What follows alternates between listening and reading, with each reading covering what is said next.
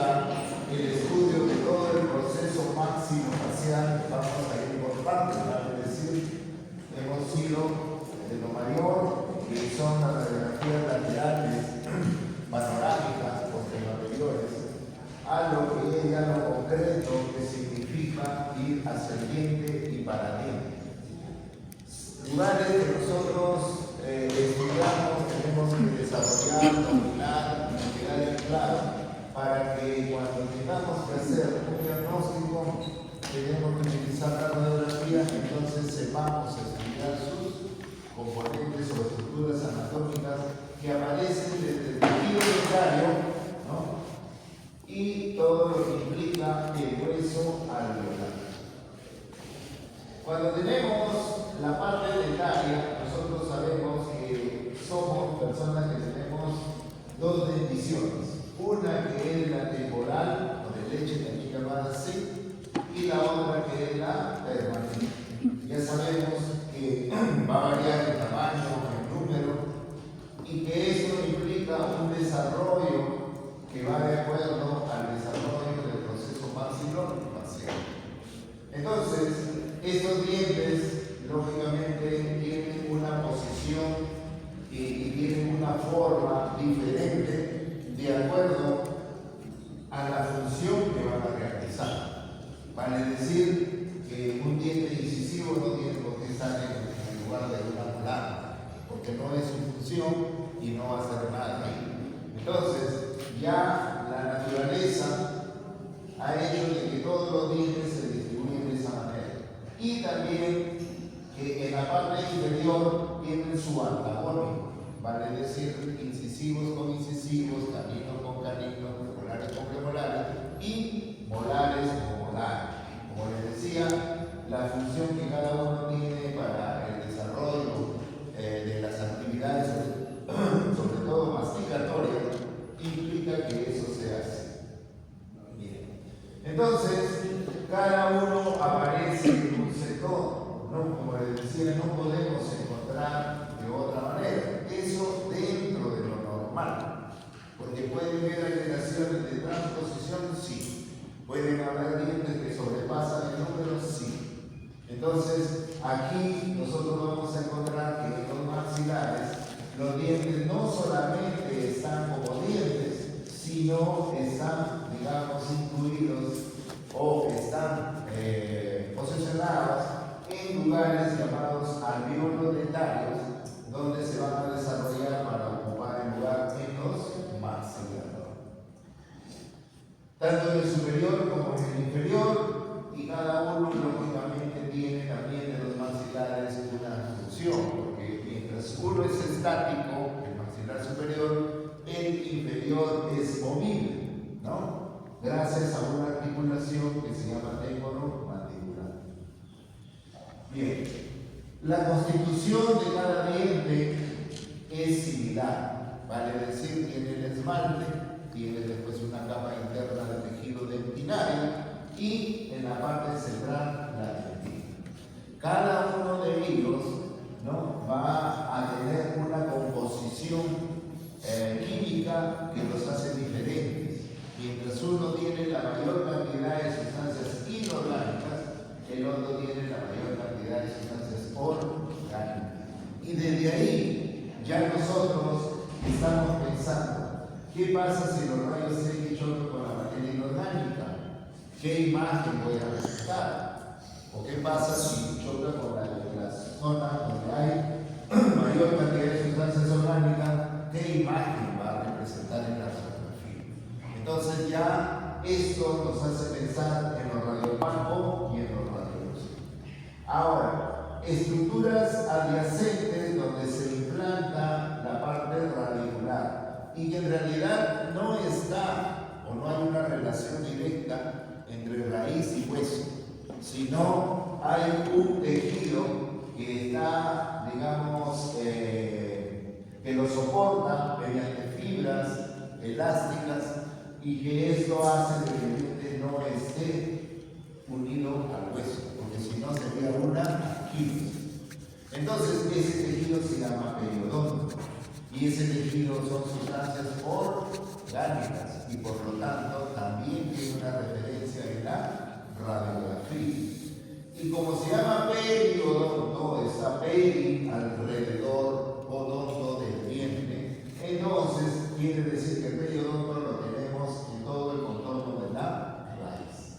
Luego de ello viene un hueso, ¿no?, que es del alveolo, por eso su nombre es hueso alveolar, que circunda toda la zona, porque da, digamos, cabida a que ese diente se posicione en todo ello, ¿no? Revestidos, lógicamente, por la encía, que va a tener, digamos, un comportamiento, el tejido orgánico, mejor dicho, no se va a visualizar. Todas esas estructuras que hemos mencionado, alguna solamente la encía no se va a visualizar. Otro tejido que no se va a visualizar mediante la radiografía sería el cemento radicular. El cemento radicular, por las capas tan delgadas que tiene y sobre todo una densidad similar a la retina, no se va a visualizar de manera normal. Los dientes, entonces, también hay que ver que según la posición que puedan optar en la parte, digamos, de los maxilares, va a tener un formato establecido. Lo normal es este formato, ¿no?, que va a mirar a los dientes de frente de manera ortorradial. Entonces vamos a encontrar que el diente en sus imágenes va a estar constituido por la línea radiopaca, ¿no?, que va a delimitar y va a dar forma a la corona, que en la parte incisal es un poquito más engrosado que en la zona cervical, y que lógicamente esto constituye al límite y la forma de la corona, que es el esmalte, ¿no? Internamente y central al diente encontramos una imagen radiolúcida, ¿no?, que en la parte coronal es mucho más amplia y se adelgaza y se proyecta a toda la raíz en la parte central, que viene a ser el conducto radicular, o la cámara pulpar coronal, cámara pulpar radicular. Entonces, como ustedes ya están escuchando, yo estoy hablando con términos ya desde el punto de vista radiográfico. Yo no digo, esta es la pulpa, este es el esmalte. No. Lo que yo estoy haciendo es ver las imágenes que representan esas estructuras. Ahora, hay momentos en que la posición puede estar variada, puede estar girada, entonces van tomando otro tipo de formato. Mientras en este caso se ve una corona un poco cuadrada, acá ya estamos viendo de manera triangular. Y si tenemos la posición transversa del diente, porque a veces están así, ya veremos el diente de manera circular. Entonces, la posición podría decirse que este es frontal, ¿no?, o coronal, este es sagital o lateral, y este es axial dentro de la tomografía, porque estos son los tres dimensiones que nos da la tomografía cuando estudiamos. Entonces, están representados aquí para que ustedes se den cuenta más o menos qué forma tienen los dientes en las diferentes posiciones para cuando tengan que describirlos o hacerles un informe radiográfico. Tanto dientes anteriores como dientes posteriores van a tener la misma constitución. Un poquito más complicados en los dientes posteriores porque son estructuras tridimensionales más complicadas, ya no tienen una raíz, pueden tener dos, pueden tener tres, que ante la incidencia del rayo o la distribución que puedan tener internamente las raíces, pues se van a ver a veces superpuestas a lo que en radiología se llama proyectada sobre, ¿no?, proyectada sobre tal o cual estructura. Entonces, aquí encontramos que siempre la raíz, por ejemplo, palatina, en este enfoque, digamos, lateral, ¿no?, o de perfil,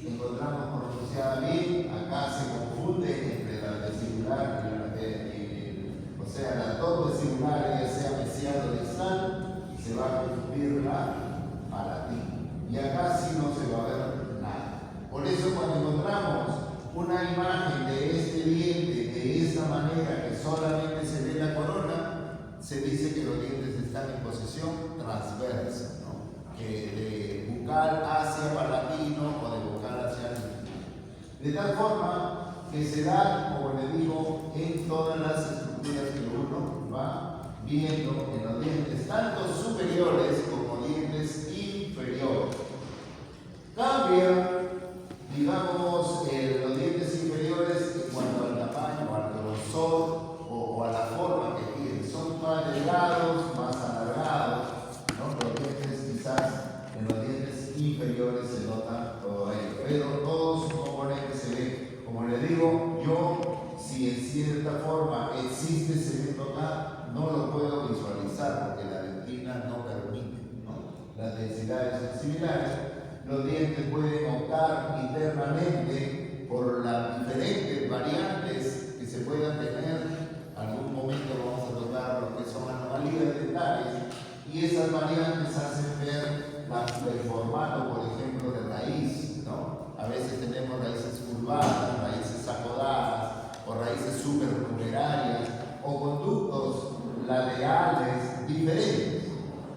Y que muchas veces en una radiografía, por más perfecta que nosotros hagamos la toma, no va a aparecer. Hay algunos que son muy delgados, hay casos en que se tiene, y no es que casos, sino que ahora prácticamente la endodoncia se vale mucho de la radiografía. Hay tomógrafos específicos para dientes únicos o dientes o sectores de dientes que van a estudiar la anatomía interna cuando se presentan los problemas en endodoncia. Entonces cada vez se va haciendo más exquisito, más especializado, más minucioso toda esa búsqueda, y eso es parte del que estudia las imágenes y va a manejar otro software para poder llegar a él. En otros países cada endodoncista tiene su tomógrafo, por ejemplo en su consultorio. Acá las instituciones, creo ni las clínicas ni los hospitales tienen la suerte de tener un tomógrafo. Y bueno, y a veces cuando lo tenemos no lo cuidamos. En fin. Entonces, vamos viendo que estas estructuras dentales se acompañan de otras cuando se toma la radiografía. Por eso es que cuando nosotros decimos una radiografía periapical y que como su nombre lo dice, voy a estudiar el ápice, con la justa sale el diente por aquí hasta aquí, pero no salió completo el diente, sí, pero el resto necesito estudiar. Yo no sé qué puede venir por este lado del hueso. De repente tengo ahí una lesión, de repente tengo un supernumerario, de repente pueda tener una esclerosis, una displasia, no sé. Entonces, ¿cómo yo puedo tener la certeza de que voy a hacer bien mi tratamiento? Está bien, me lo han pedido para el récord y eso tengo que cumplir, pero más allá tenemos que verlo porque el paciente no solamente voy a traerlo para el récord, se tiene que estudiar en su magnitud en la zona del maxilar. Ahora, aparecen estructuras que nos llaman la atención, porque ya no son cosas pequeñas, ya son áreas. Hemos dicho que cuando se estudian las imágenes son líneas simples, líneas radiopacas y áreas. Y las áreas pueden ser radiolúcidas, radiopacas o mixtas. Entonces, ya estamos viendo que van apareciendo otras estructuras, ¿no? Y que, por ejemplo, digo, los molares son de este tamaño, pero esta molar me salió en forma de punta, de clavija. Ya esa es una anomalía, esa es otra cosa. Pero como no está haciendo nada ahí, mejor ni lo toco, ¿no? Bien. Entonces, tenemos que ver todas las estructuras y las estructuras tienen que verse tal cual. Como les decía, si yo tengo el diente que ya sé que constituye la imagen del diente, de la dentina y la pulpa, también constituye la imagen de esa línea radiolúcida que parece que se está separando el hueso del diente. Pero esas líneas radiolúcidas son las fibras del periodonto. Y como son tejido orgánico, ¿qué imagen va a dar? Radiolúcida.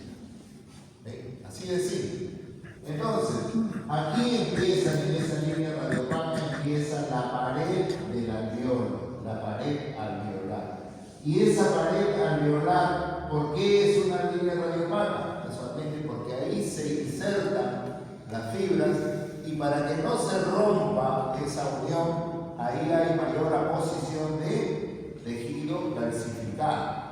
Entonces, por eso aparece esta línea como una cortical que es la pared. Y todas esas líneas prácticamente rodean la raíz, las dos. Entonces, cuando yo miro alrededor de todo ello, ¿qué cosa voy a ver? La distribución de las trabéculas del tejido óseo. ¿Cómo es? ¿Qué tipo de hueso es el maxilar inferior?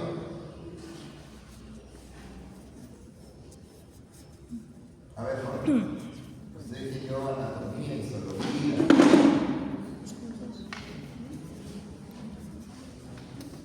¿Por qué sus trabéculas son así en forma de líneas como estratos?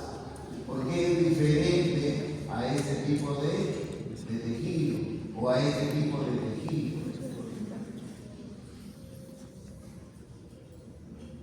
Si ustedes no conocen bien esto, o no conocen la parte del tejido óseo, a veces no podemos trabajar. Porque podemos querer hacer un interno óseo, por ejemplo, queremos poner un implante, queremos hacer una extracción, una cirugía, si no sé qué tipo de hueso es. O de repente yo digo, ¿por qué acá se desarrollan mal los tejidos, los quistes, los tumores? ¿Por qué? ¿Por qué es más fácil sacar ese diente que sacar un diente inferior? ¿Ven? Simplemente por el tejido óseo. Entonces, si no sabemos que estas trabéculas son estratificadas, estas trabéculas son más esponjosas y estas trabéculas son más densas en cuanto a número y forma, pues lamentablemente a veces cometemos muchos errores. Entonces, también no solamente se va a estudiar, como les vemos, el hueso, hay otras estructuras, por ejemplo, acá viene una sombra o una imagen radiolúcida delimitada por dos líneas o dos corticales radiopacas, que viene a ser un conducto, ¿no es cierto? Ahí encontramos el dentario inferior. O en esa área radiolúcida delimitada por esa cortical radiopaca, ¿no? Y que eso constituye